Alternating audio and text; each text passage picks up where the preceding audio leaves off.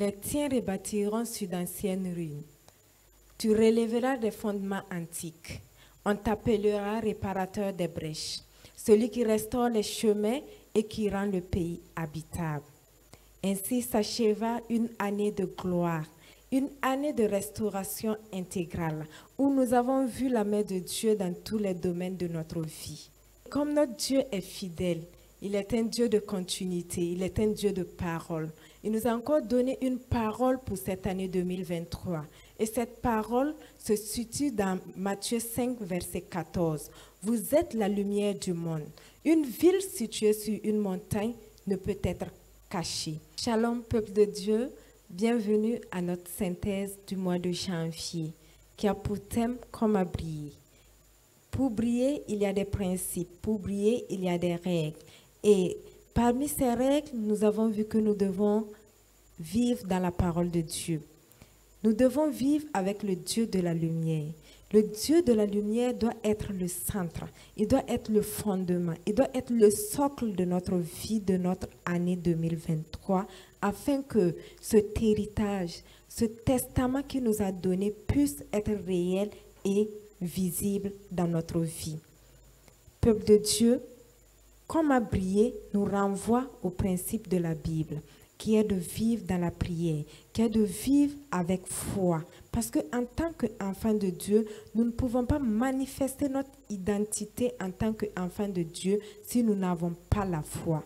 La foi est la monnaie du royaume. C'est elle qui nous permet d'acheter notre identité. C'est elle qui nous permet d'attester ce que nous sommes en Christ et cela se manifeste pour que le monde voie.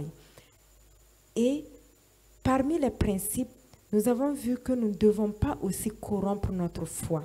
Corrompre notre foi, c'est quoi? Corrompre notre foi, c'est tout simplement être lumière parmi les enfants de Dieu et dehors être ténèbres. Dans le milieu où nous sommes, dans les endroits où nous sommes, là où Dieu nous a placés, nous devons refléter notre lumière. Nous ne devons pas cacher notre lumière pour avoir des profits de ce monde, pour avoir des avantages de ce monde. En Dieu, avec cette lumière que nous avons, nous attirons toutes sortes de bénédictions dans notre vie. Nous l'avons vu que la lumière artificielle, quand elle donne pendant la saison pluvieuse, elle appelle beaucoup d'éphémères parce qu'elle est honnête, parce qu'elle est authentique. Elle se donne seulement pour mission de faire ce que l'on lui demande.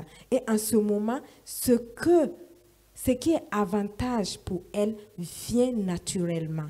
Donc, enfants de Dieu, nous devons vivre notre identité partout où nous sommes.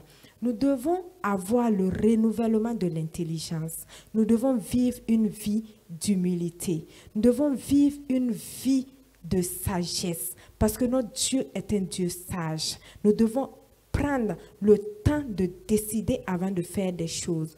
Comme nous avons la lumière en nous, c'est elle qui nous éclaire dans les décisions. C'est elle qui nous éclaire dans tout ce que nous entreprenons. Et la lumière qui est en nous, c'est elle qui permet la création des choses dans nos vies. Dans Genèse, nous avons vu que les ténèbres couvraient la terre. Et la création n'était pas possible. Dieu ne pouvait pas faire sortir quelque chose des ténèbres.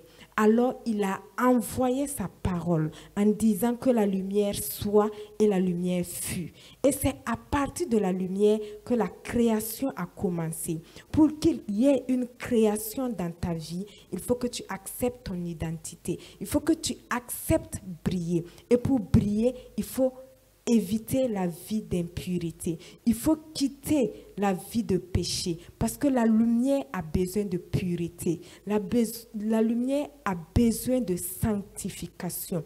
Nous devons vivre une vie de sanctification. Et en tant qu'enfants de lumière, nous devons aussi accepter que la lumière a une source. La lumière vient de quelque part. Et dans Jean 8, Jésus dit qu'il est la lumière du monde. C'est parce que Jésus est la lumière du monde que nous aussi nous sommes lumière de ce monde. Parce que ce Jésus-là est venu habiter en nous et avec nous, il reflète la gloire du Père. Nous sommes le reflet de la gloire de Dieu et l'emprunt de Dieu. Donc, en tant qu'enfants de Dieu, nous devons connaître la source de la lumière et accepter, vivre dans la source. Il faut être en Jésus pour refléter cette lumière. Et la lumière a des degrés, la lumière a des intensités. La qualité de ta lumière dépend de ta connexion avec la source de lumière. L'intensité que tu donnes dépend du Dieu de la lumière. Et ce Dieu-là est toujours disponible. Mais ça dépend de ton intimité avec lui. Ça dépend de ta connexion avec lui et avec sa parole. Nous avons vu que nous sommes une star. Qu'est-ce qu'une star? Une star, c'est une étoile. Nous sommes des étoiles. Et les étoiles, nous avons vu qu'elles sont placées très haut. Nous avons vu que dans cette dimension, nous sommes invincibles. Dans cette dimension, l'ennemi ne peut pas nous atteindre. Dans cette dimension, nous sommes élevés au-dessus de toute chose. Et toute chose est sous nos pieds. Alors que la Bible déclare que nous sommes en Christ Jésus dans les lieux célestes. Cela signifie simplement que Christ encore est plus élevé que les étoiles. Donc, frères et sœurs, soyons rassurés que notre destinée, notre vie est dans de bonnes mains. Acceptons seulement cette nature de lumière et nous verrons la gloire de Dieu. Nous sommes obligés de briller parce que le monde nous attend. Le monde a soif de cette lumière. Nous ne devons pas cacher notre lumière. Peuple de Dieu, je ne peux terminer ce résumé sans vous rappeler ce passage d'Éphésiens 3, verset 20. Dieu agit avec nous à travers la puissance qui est en nous. Il faut qu'on ait quelque chose en nous.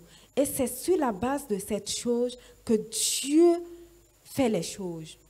Donc, soyons connectés au Dieu de la lumière et nous verrons sa gloire se manifester dans notre vie. Pour plus d'informations, pour plus de messages, vous pouvez nous contacter sur les numéros qui vont s'afficher sur le bas de l'écran. Shalom, peuple de Dieu, demeurez bénis et que la gloire de Jésus-Christ soit votre partage. Que cette année soit réellement une année de lumière pour chacun et chacune de nous. Amen.